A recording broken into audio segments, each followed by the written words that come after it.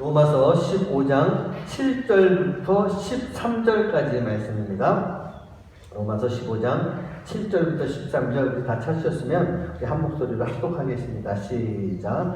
그러므로 그리스도께서 우리를 받아 하나님께 영광을 돌리심과 같이 너희도 서로 받으라. 내가 말하노니 그리스도께서 하나님의 진실하심을 위하여 하늘의 추종자가 되셨으니 이는 조상들에게 주신 약속들을 견고하게 하시고 이방인들도 그 긍휼하심으로 말미암아 하나님께 영광을 돌리게 하려 하시니라. 기록된 바 그러므로 내가 열방 중에서 주께 감사하고 주의 이름을 찬송하리로다 한 바 같으니라.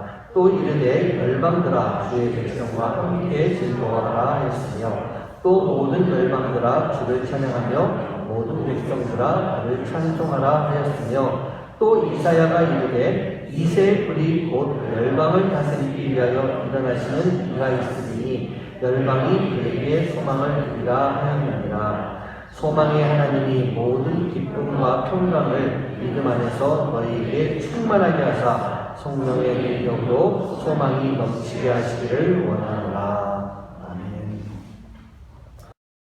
대강절 넷째 주일을 맞이하고 있습니다. 이제 내일 모레가 되면은 수요일날 우리가 예수님이 오신 날 성탄절 예배를 드리게 되는데, 지난 4주 동안에 우리가 이렇게 쭉 지나오면서 정말 예수님을 기다리는 마음으로 2000년 전에 오신 예수님이시지만 우리가 매 주마다 매 해마다 예수님을 기다리는 마음을 가지고 살아갈 수 있는 그런 모습이 되는 줄이 있습니다. 왜냐하면 우리가 예수님을 기다리는 이유는요, 다른 게 아니라 바로 내가 예수님처럼 살고 싶습니다 라고 하는 그러한 소망을 표현하는 것이다. 저는 그렇게 생각합니다.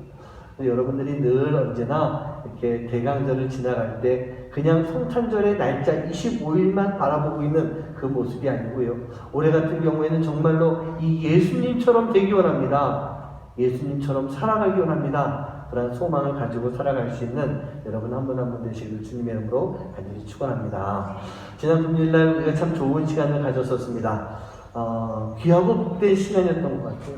매년 성탄 행사를 이렇게 하고 있지만 특별히 지난 17년부터는 저희가 특별한 주제를 가지고 이렇게 복음을 선포하는 그런 시간을 가지고 있습니다. 단순히 어린아이들이, 학생들이 무언가 발표하는, 학예처럼 발표하고 성탄절이니까 이렇게 공연을 한다라고 하는 그것보다요, 저희들이 계속해서 말씀을 가지고 또 복음을 가지고, 특별히 이번에는 하나님 나라를 우리가 선포하고 우리가 하나님 나라에서 살아야 된다, 어떻게 살 것인가 라고 하는 것을 계속 그 주제를 가지고 모든 순서를 이렇게 만들어 갔었습니다.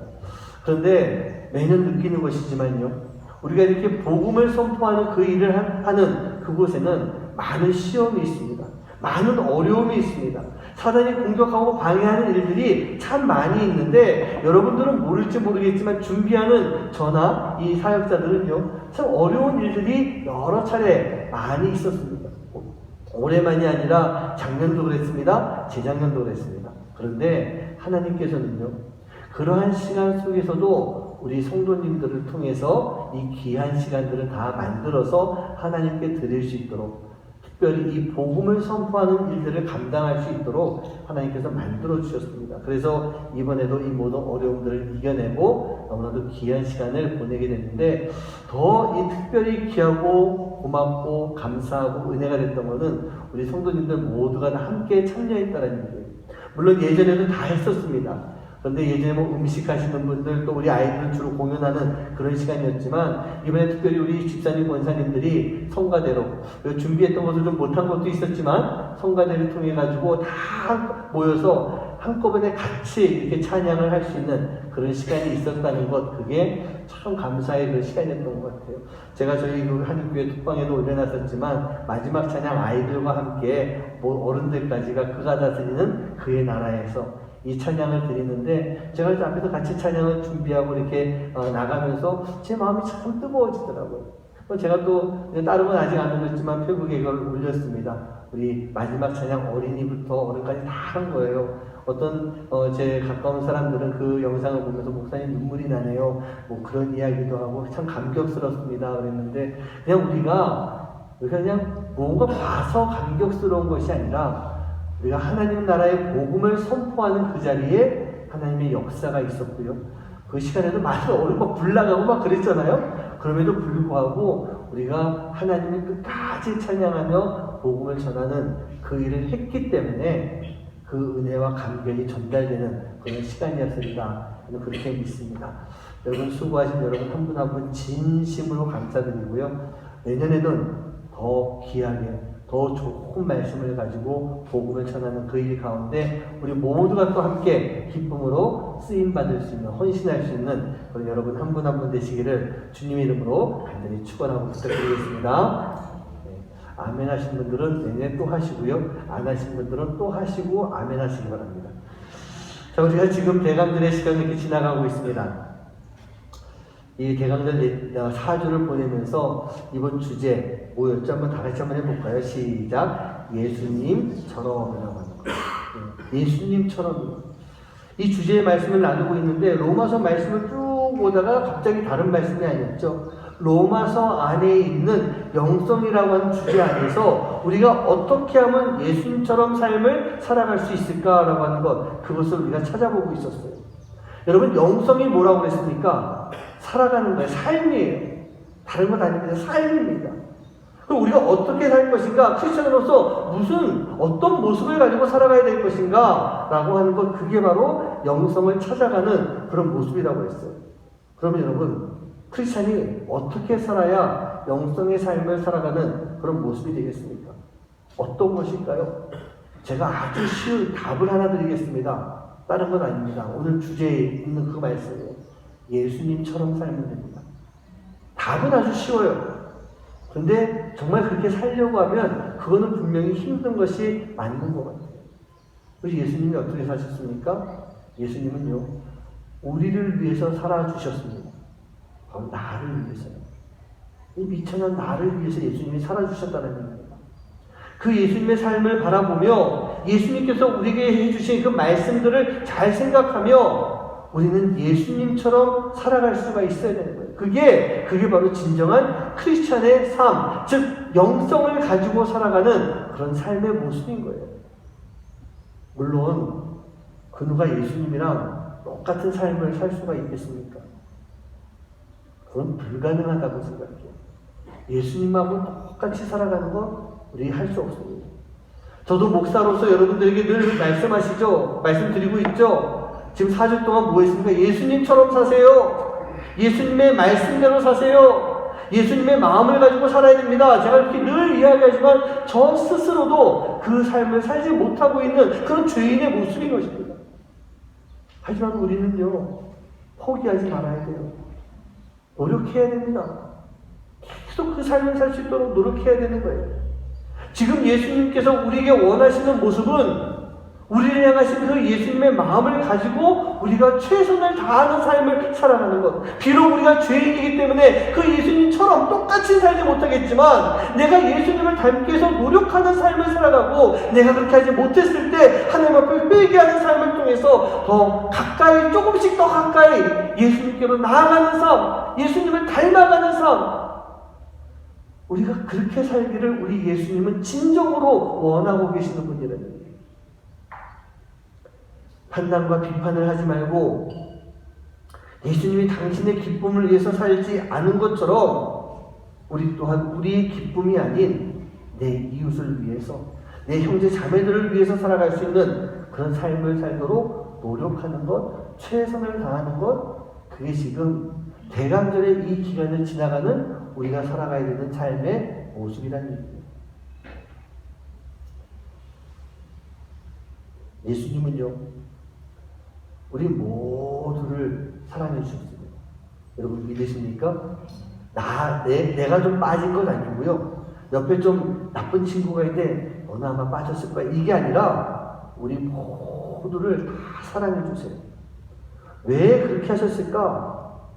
바로 예수님은요, 우리 모두가 서로 모두를 사랑하기를 원하시기 때문에 예수님 마음에 드는 사람 몇몇만 사랑하신 것 절대 아닌 것입니다.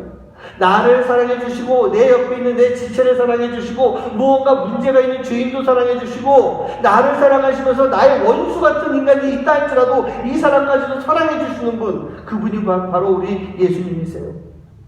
한 분도 빠지지 않으셨던 것입니다. 그렇게 사랑하는 것, 그게 바로 예수님의 마음이고 우리 아버지 하나님의 마음인 것입니다. 그래서 오늘 사도 바울이 본문 말씀 7절에서 이렇게 이야기하는 거예요. 우리 한번 같이 읽어볼까요? 한 목소리 합독합니다. 시작. 그러므로 그리스도께서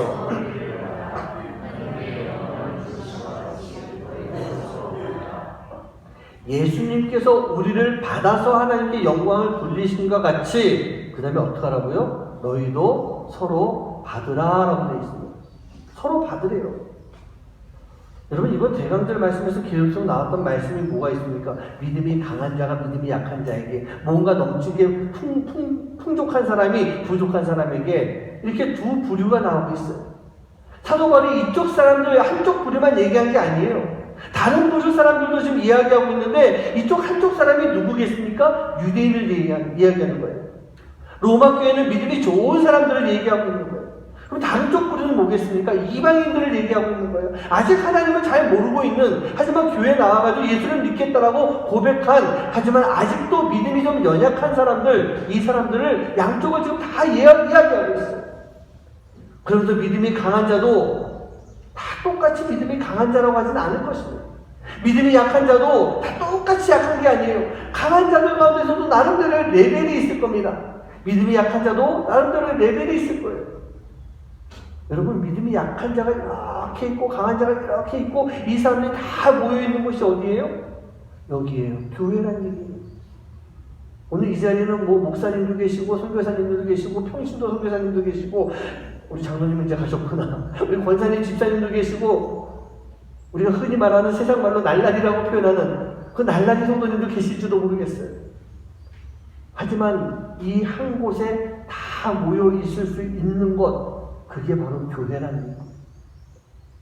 그리고 아까 말씀드렸죠. 이 안에 있는 모든 사람들을 예수님이 똑같이 사랑해 주시는 이유는 이 모든 사람이 서로가 다 함께 모두가 사랑하기 원하는 그런 마음이 있으시다는 겁니다. 모두가 함께 살아가야 되는 곳, 그곳이 교회이기 때문에 사도 바울이 오늘 말씀하는 거예요. 서로가 받으라. 너희는 서로가 받아야 된다. 그 말씀하고 있습니다.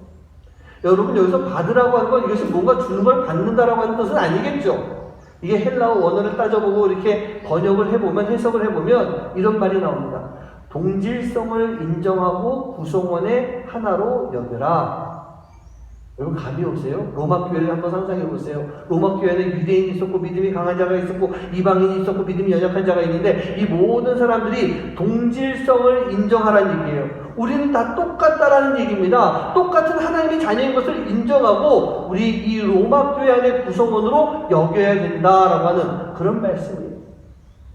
그럼 오늘 말씀대로 간다면 그리스도께서 우리를 받았다라고 하는 것, 예수님이 우리를 인정해 주셨다라고 하는 그런 뜻이 있는 거예요. 여러분, 우리가 인정받을 만한 자격이 있습니까? 예수님으로부터 자녀로 인정받을 수 있을 만한 그런 자격이 있어요? 내가 뭔가 한 게 있어요? 없잖아요. 우리는 죄인이에요. 아무런 자격이 없는데 그럼에도 불구하고 예수님께서 우리를 인정해 주시면서 우리를 당신의 구성원, 즉 당신의 자녀로 우리를 삼아 주신 것입니다. 그렇다고 한다면 우리는 이제 어떻게 해야 되겠습니까? 우리도 마찬가지 아니겠어요? 예수님처럼 우리도 서로가 강함을 또 약함을 인정해 주고 우리 교회 안에서 한 구성원으로, 하나님 안에서 한 형제로, 한 자매로 인정하고 우리가 서로를 품어줄 수 있는 모습이 필요한 거예요. 여러분들 한번 생각해 보세요. 우리 교회 우리 교회 안에서도 생각해 보시고, 여러분들이 살아왔던 그 삶 속에서도 한번 생각해 보세요. 내가 품지 못한 사람이 있지 않습니까? 우리는 분명히 있어요. 하지만 오늘 예수님은요, 사도 바울을 통해서 서로가 다 품어라, 그렇게 분명하게 말씀해 주고 계시는 겁니다. 바로 이렇게 살아가야 되는 이유는요, 예수님께서 우리를 인정하고 품어주심으로 인해서 하나님께 영광을 돌리신 것처럼 우리도 그런 삶을 통해서 하나님께 영광을 돌려야 하기 때문이랍니다.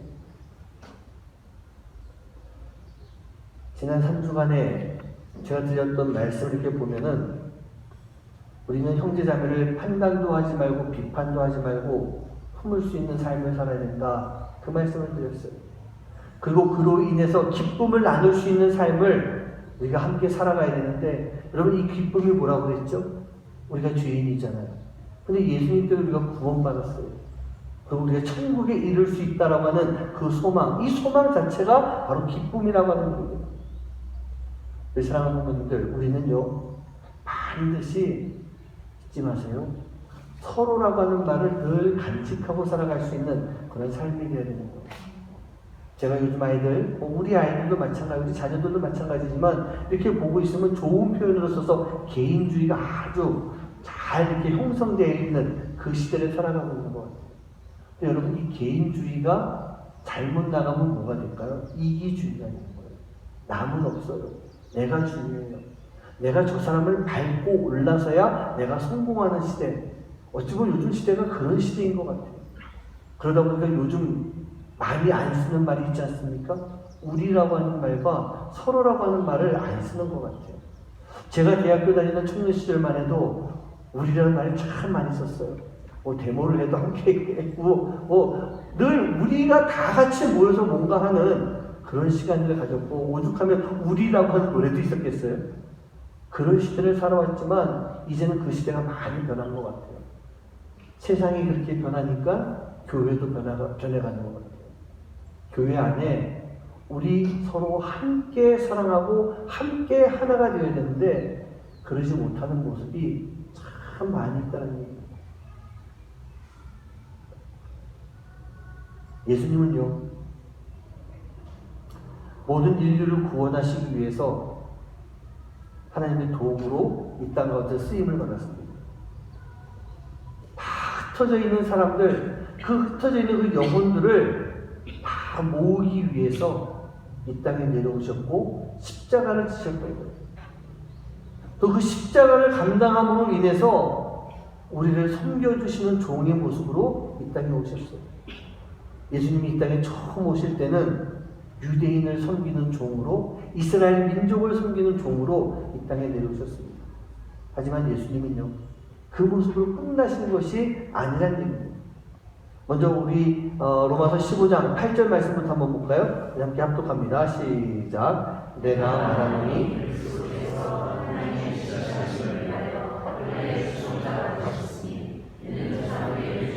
그 약속들을 견고하게 하시고, 예수님께서요, 하나님께서 이스라엘 민족들에게 주신 약속을 견고하게 하시려고 할례의 추종자가 되셨다.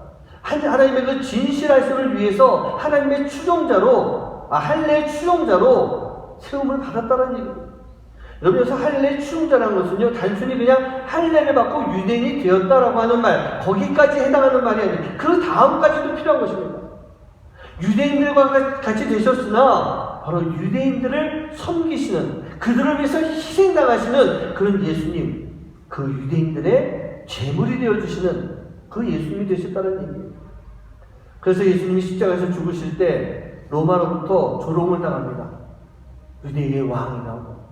근데 로마가 예수님을 진짜 유대인의 왕으로 여겼을까요? 아니죠. 비아냥거린 것입니다. 조롱한 것이에요. 그럼에도 불구하고 예수님은요, 예수님 스스로가 유대인들의 종, 즉 하나님의 자녀들의 종의 모습으로 섬기시며 죽기까지 우리를 사랑해 주시는 그 모습을 볼 수가 있었던 거예요. 그런데 그것이 유대인으로 끝난 것이 아닌 것입니다. 9절 말씀을 볼까요? 함께 합독합니다. 시작. 이방인들도 그 긍휼하심으로 말미암아 하나님께 영광을 돌리게 하십니다. 기록된 바, 그러므로 내가 열방 중에서 주께 감사하고 저의 이름을 찬송하리로다 함과 같으니라. 예수님이 이방인들도 긍휼하심으로 말미암아 하나님께 영광을 돌리는 그 자리에 예수님이 불러주신 거예요. 유대인들만 하나님께 영광을 돌릴 수 있는 그 자격이 있는 것이 아니라 예수님의 십자가에서 죽으심으로 인해 그 예수님의 은혜와 사랑이 이방인들에게도 전달되면서 이방인들도 똑같이 하나님 앞에 영광 돌릴 수 있는 그런 사람들이 된 거예요. 쉽게 이렇게 표현해 볼까요? 우리 한인교회 안에 있는 교회 출석하고 있는 예배드리고 있는 여러분들만 하나님이 사랑하시는 것이 아니에요. 한인교회가 무엇인지도 모르고 하나님이 누구신지도 모르고 살아가는 저 바깥 세상에 있는 저 사람들까지도 하나님은 사랑하시는 것입니다. 그러면서 그 사랑하는 그 백성들을 바라보면서 예수님이 하나님이 어떻게 계실까요? 로마서 1장에서 기억나는 것, 제가 가장 도전받았다고 말씀드렸죠? 여러분 뭐죠? 기억나시는 분 말씀해 보세요. 하나님이 우리를 내버려 두신다라고 했거든요. 무서운 말씀이라는 표현을 했어요. 하지만 하나님이 내버려 두신다라고 하는 것은 끝까지 우리를 기다리시는 그 하나님의 은혜를 우리가 볼 수 있는 거예요. 하나님이 여러분들을 사랑하십니다. 하나님이 여러분들을 사랑하시는데 이 안에서 하나님을 온전한 믿음을 가지고 살지 못하는 사람들 하나님은 끝까지 기다리십니다. 저 밖에서 하나님을 모르고 살아가는 영혼들 하나님은 끝까지 기다리십니다. 그래서 모두를 사랑하시는 거예요. 그렇다고 한다면 우리도 마찬가지겠죠? 우리가 여기에서 끝나는 것이 아니라 우리가 함께 사랑하고 이 사랑을 가지고 세상으로 나가야 되는 거예요.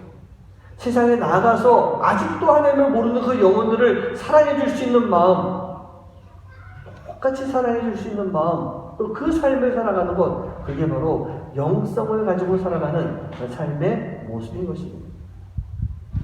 그렇습니다. 예수님의 사랑과 은혜는요, 유대인에게서 끝난 것이 아니었어요. 바울이 말씀하신 것처럼 그 은혜가 이방인에게까지 전파되면서 그 긍휼하심의 은혜로 이방인들도 하나님께 영광을 돌리게 만드셨던 것입니다. 예수님이 이 땅에 오신 것이 무엇입니까? 바로 열방을 위해서 오셨다는 얘기예요. 모든 민족을 위해서 오셨다는 얘기입니다. 10절 말씀에서 보면 열방들아 주의 백성과 함께 즐거워하라 그렇게 말씀하고 있어요. 11절에서 보면 모든 열방들아 주를 찬양하며 모든 백성들아 그를 찬송하라 그렇게 말씀하세요. 12절 말씀 볼까요? 이새의 뿌리가 열방을 다스리기 위해서 일어나시는 이가 있으리니 열방이 그에게 소망을 줄 것이다 그렇게 말씀하고 있어요. 예수님이 이 땅에 오신 목적, 예수님이 이 땅에 존재하시는 이유, 그것은 바로 모든 열방이 함께 주를 찬양하게 하도록, 모든 열방이 함께 하나님 앞에 영광 돌리도록. 그렇다고 한다면 오늘 우리 이 자리에 계신 우리 모든 분들은요, 내가 아닌 내 형제 자매가 하나님 앞에 영광 돌릴 수 있도록 세워줄 수 있는 삶을 살아가야 되는 거예요. 그럼 목사님, 나는 언제 쓰나요? 걱정하지 마세요. 내가 누군가를 세워주게 되면 또 다른 누군가가 나를 세워주지 않겠습니까? 내가 살려고 하고 내가 기뻐하려고 하면은 우리는 하나님의 자녀로서의 삶을 살지 못하는 거예요. 예수님처럼이라고 했잖아요. 예수님이 당신의 기쁨을 위해서 사신 분 아니셨잖아요. 바로 우리의 기쁨을 위해서 예수님은 사셨던 것입니다. 그리고 우리의 기쁨을 위해서 예수님은 우리 대신 죽으셨던 거예요. 절대로 예수님이 높아지려고 하지 않으셨어요. 우리가 그 마음이 있어야만 이 서로 받으라라고 하는 그 말씀을 우리가 그 말씀대로 살아갈 수 있는 그런 삶의 모습이 되는 것입니다. 로마서 15장 13절 말씀 한번 같이 읽어볼까요? 함께 합독합니다. 시작. 소망의 하나님이 모든 기쁨과 평강을 믿음 안에서 너희에게 충만하게 하사 성령의 능력으로 소망이 넘치게 하시기를 원하노라. 소망의 하나님께서 이 모든 것 가운데 기쁨을 주십니다. 또 평강을 주십니다. 믿음을 주십니다. 이 모든 것이 소망이랍니다. 우리가 하나님을 만난 사람이라고 한다면 우리는요, 이 소망을 가지고 살아갈 수 있는 그런 삶의 모습이 있어야 돼요. 가지고 있는 정도가 아니라 이 소망이 내 안에서 막 넘쳐나야 되는 거예요. 철철 넘쳐서 흘러나가야 되는 거예요. 이 안에 그냥 찰랑찰랑하게 남아있는 그 모습이 아니라 이 소망이 계속 넘쳐날 수 있는 그런 모습이 돼야 돼요. 그래야만 우리가 서로 소망을 나누고 서로 용서하고 용납하고 서로 사랑하면서 살아갈 수 있는 그런 삶의 모습이 되는 거예요. 국립묘지 옆에 이 유가족들을 위해서 꽃을 파는 꽃가게가 하나 있었습니다. 근데 그 꽃가게 옆에 언제부턴가 이 길거리에서요, 한 할아버지가요, 꽃을 팔기 시작하는 거예요. 자그마한 꽃다발들 이렇게 만들어서 길거리에서 좀 더 싸게 이렇게 팔고 있습니다. 그런데 이 할아버지가 꽃을 파는 방법이 참 특이하세요. 먼저 국립묘지 안에 들어갑니다. 들어가서 묘지를 그렇게 다니십니다. 그래서 그 묘지에 있는 꽃들을 다 걷어오십니다. 그래서 걷어온 꽃을 가지고 이 할아버지가 다시 꽃을 만들어서 그것을 가지고 파시는 분이세요. 이 꽃집에 이 사장 아들이 그 모습을 보더니 막 분노합니다. 근데 아버지한테 얘기하는 거예요. 아버지, 아니 저 할아버지 어떻게 저럴 수 있어요? 어떻게 그 묘지에 있는 꽃을 갖다가 그것을 갖다가 이렇게 팔 수가 있어요? 전 말도 안 되는 얘기잖아요, 아버지. 아버지, 저 할아버지 빨리 고발해. 경찰에 신고해서 저거 하지 못하게 해야 돼요. 그 아들이 막 이게 흥분해서 얘기하는데 아버지가 그냥 듣고 빙그레 웃고만 계십니다. 아무 말씀도 하지 않으셨어요. 그런데 어느 날 눈이 많이 오는 겨울이었어요. 아무도 국립묘지를 찾아오지 않습니다. 이 할아버지는 어떻게 됐을까요? 할아버지의 수입원이 끊어져 버린 거예요. 이제 꽃을 가져올 수가 없는 거예요. 그러자 그날 이 꽃집에 있는 아저씨, 이 아버지는요, 꽃을 하나를 안고 가게 밖으로 나옵니다. 그리고 국립묘지 안에 들어가서 묘지마다 그 꽃을 하나씩, 꽃다발 하나씩 놔주고 다시 들어와요. 그리고 이 아버지는요, 잠시 후에 묘지 안에 들어가서 그 꽃을 다 가져오는 그 할아버지를 보면서 빙그레 웃고 있는 그런 아버지의 모습을 보여줍니다. 그 옆에서 아들은요, 그 아버지의 모습을 보고 눈물을 흘리는 그런 모습을 보여주고 있습니다. 우리가 이 소망이라고 하는 것, 우리가 하나님께서 주시는, 우리에게 주시는 이 기쁨을 누릴 수 있는 이 소망이라고 하는 것, 이것은요, 예수님을 통해서만 이루어질 수 있는 그런 모습인 것입니다. 예수님을 통하지 않고는 우리가 진정한 소망을 나누고 전할 수 있는 그런 모습이 될 수가 없는 거예요. 그래서 우리는 늘 언제나 예수님처럼이라고 하는 그 삶을 살아가야 되는 거예요. 여러분, 제가 지난번에 그런 말씀 드렸죠. 예수님이시라면 어떻게 하실까? 여러분 기억나세요? 예수님이시라면 어떻게 하실까? 여러분, 제가 아까 드렸던 그 이야기를 통해서 예수님이 이 묘지에서 꽃을 주워서 파는 할아버지를 보면은 예수님이 고발하셨을까요? 예수님이 경찰에 신고하셨을까요? 아니셨을 거예요. 예수님은요, 그 할아버지뿐만 아니라 그 예수님 앞에 섰을 때 할아버지보다도 더 못한 삶을 살아왔던 우리를 보시고도 예수님은 고발하지 않으셨을 거예요. 신고하지 않으셨어요. 오히려 그런 우리들에게 예수님께서 그 소망을 전해주시기 위해서 예수님은 십자가를 지셨던 거예요. 우리를 누구한테 고발해서 우리가 하여금 징계를 받게 하는 것이 아니라, 벌을 받게 하는 것이 아니라, 우리 대신 예수님이 십자가를 지시고 십자가에서 죽으시는 그 길을 선택하셨던 거예요. 그게 예수님이세요. 그 십자가가 우리에게 소망이고 기쁨이고 평강의 근원이 되는 그런 삶이 되어야 됩니다. 여러분, 예수님처럼이라고 하는 것, 이 꽃집의 아버지, 이 아저씨와 같은 그러한 삶을 살아가시는 것, 그게 바로 예수님처럼 살아가는 그런 삶의 모습이라는 겁니다. 그런데 13절 말씀을 보면 또 하나 아주 중요한 말씀이 있습니다. 제가 다시 한번 읽어봐 드릴게요. 소망이 하나님이 모든 기쁨과 평강을 믿음 안에서 너희에게 충만하게 하사 성령의 능력으로 소망이 넘치게 하시기를 원하노라. 너희에게 충만하게 하사, 그 다음에 뭐가 나와 있었죠? 성령의 능력으로.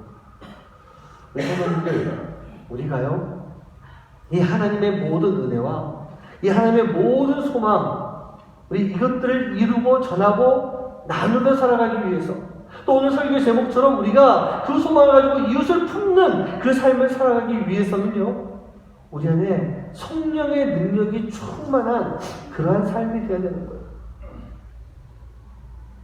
우리가 열방 가운데 하나가 되는 것, 우리 형제 자매가 하나가 될 수 있는 것, 여러분 이 모든 것이 바로 성령의 능력으로만 이루어질 수 있는 것이라는 것을 우리가 반드시 기억해야 돼요. 우리가 아까 찬양했죠. 성령님의 권능이 나의 능력이 되길 원하고 바라고 기도합니다. 성령님의 놀라운 능력이 있는데 이 능력이 바로 나의 능력이 되어야 되는 거예요. 성령님의 능력이 내 안에 있어야 되는 거예요. 이 성령님의 능력이 있지 않고는요, 우리가 사랑해 줄 수 없어요. 우리가 품어줄 수 없어요. 우리가 이 능력이 없이 예수님처럼 사는 것은 불가능하다는 얘기예요. 예수님처럼 살기 위해 우리에게 에너지가 있어야 되는데 그 에너지가 바로 성령님의 능력이다. 성령 충만함이다. 성령의 기름 부으심이다 라고 하는, 여러분 그것을 꼭 기억하셔야 되는 거예요. 제가 계속 영성에 대한 말씀을 드리고 있지 않습니까? 영성이요, 그저 단순히 살아가는 것만의 문제가 아니에요. 잘 살고 착하게 살고 멋지게 살 수 있는 거 세상 사람들도 다 할 수 있어요. 얼마나 훌륭한 삶을 사는 사람이 많이 있습니까? 그런데 그들은요, 하나님을 모르는 그들은 좋은 일, 착한 일을 많이 하고 있지만 그 기준이 어디 있습니까? 도덕에 있고 윤리에 있어요. 제가 지난주에 그런 말씀 드렸죠. 우리는 어디 있어야 돼요? 도덕과 윤리보다 더 위에 있는 예수님께 기준이 있어야만 우리가 영성을 가지고 살아가는 그런 삶의 모습인 것입니다. 세상과 달라야죠. 세상에 똑같은, 세상에 정말 착한, 아름답고 멋진 사람들이 있지만 그 사람들과 우리가 또 달라야 되는 것은 우리 안에 영성이 있어야 된다는 얘기예요. 예수님이 기준이 될 수 있는 그런 삶을 살아갈 때 우리가 진정한 믿음의 삶을 살아갈 수 있는 그런 삶의 모습이 되는 것입니다. 우리가 영성의 삶을 살고자 하는 것은 성령님이 함께하지 않으면 진정한 영성이 이루어질 수가 없는 거예요.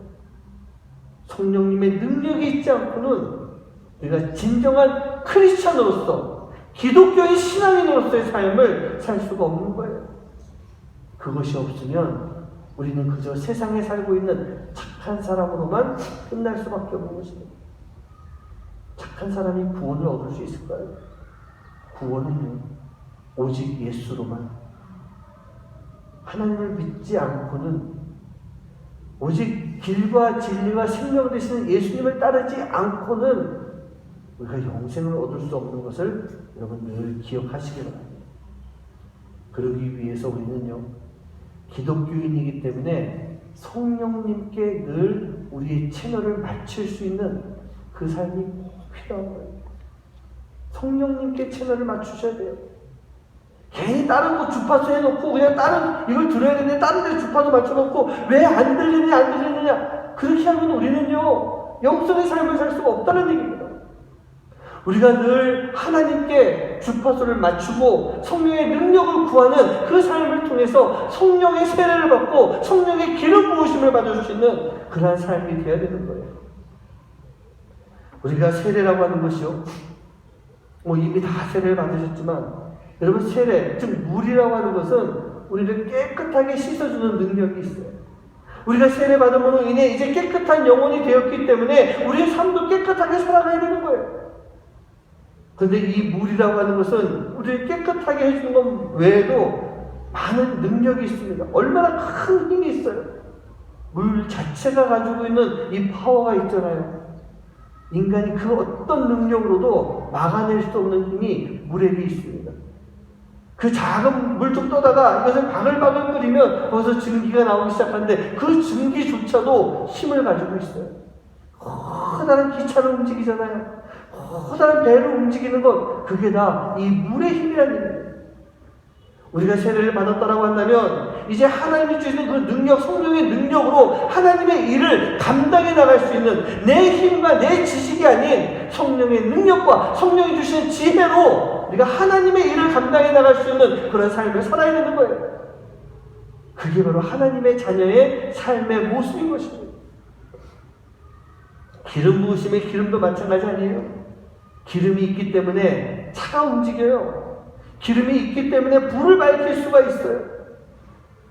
그렇다고 한다면 우리는 이 성령 세례와 기름 부으심으로 바로 하나님이 주시는 능력을 가지고 예수님처럼 살아갈 수 있는 삶, 예수님처럼 살아가는데 그냥 세상 것을 가지고 살아가는 게 아니라 하나님이 우리에게 주시는 생명의 능력을 가지고 예수님처럼 살아갈 수 있는, 예수님이 우리를 사랑해 주셨던 것처럼 그 사랑을 가지고 살아갈 수 있는, 예수님이 우리를 용서해 주셨던 것처럼 나도 용서하며 살아갈 수 있는, 예수님이 기적을 일으키셨던 것처럼 나도 성령의 능력으로 기적을 일으킬 수 있는 삶, 그 삶을 살아갈 수 있는 여러분 한 분 한 분 되시기를 주님의 이름으로 간절히 축원합니다. 우리 주변에는요, 가난한 영혼들이 참 많이 있습니다. 그저 삶 자체가 가난한 사람도 있지만 재물의 문제가 아닌 영혼이 메마르고 영혼이 가난한 사람들이 우리 주변에 참 많이 있어요. 그러면 안 되겠지만 우리 안에도 있어요. 교회라고 해서 모든 사람들이 다 충만한 거 아니에요. 우리 안에도 영혼이 메말랐지만 이 자리에 와서 앉아있는, 이 자리에 앉아서 예배를 드리고 있지만 영혼이 메말라 있는 그런 사람들이 우리 교회뿐만 아니라 교회 안에 하나님을 믿는 기독교인들 안에 너무나도 많이 있다는 얘기입니다. 우리는 바로 이러한 가난한 영혼들을 품어줄 수 있는 그런 삶의 모습이 우리에게 꼭 필요한 거예요. 바로 성령의 기름 부으심은요, 우리를 하여금 이러한 이들을 품어줄 수 있도록 만들어주는 거예요. 영성의 삶을 산다는 것은요, 바로 성령이 임재하신 그 기름 부으심을 통해서 가난한 영혼들에게 아름다운 소식을 전할 수 있는 그런 삶을 살아가는 것, 그게 바로 성령의 기름 부으심을 가지고 영성의 삶을 살아가는 그런 삶의 모습인 것입니다. 하나님이 우리를 보내십니다. 하나님이 여러분들을요, 가난한 영혼들에게 보내주십니다. 여러분 믿으십니까? 내가 보냄받은 영혼입니다. 우리를 보내주셔서 마음이 상한 자를 고쳐주십니다.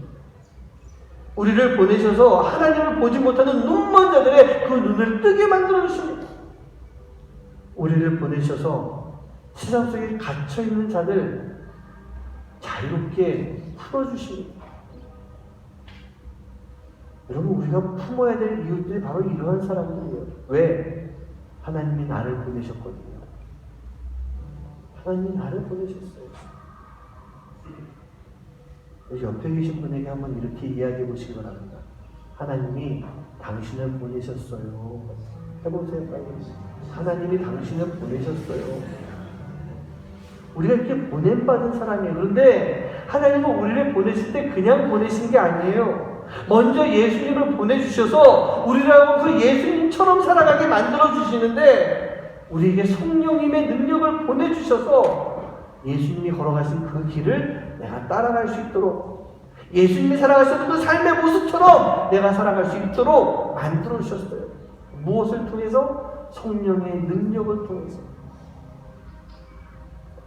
우리가 품어야 될 이 이웃들, 우리가 케냐라고 하는 선교지에 있다고 해서 저 멀리 가서만 찾지 마세요. 물론 저들도 우리가 품어야 될 그런 영혼들이에요. 가난한 영혼들이에요.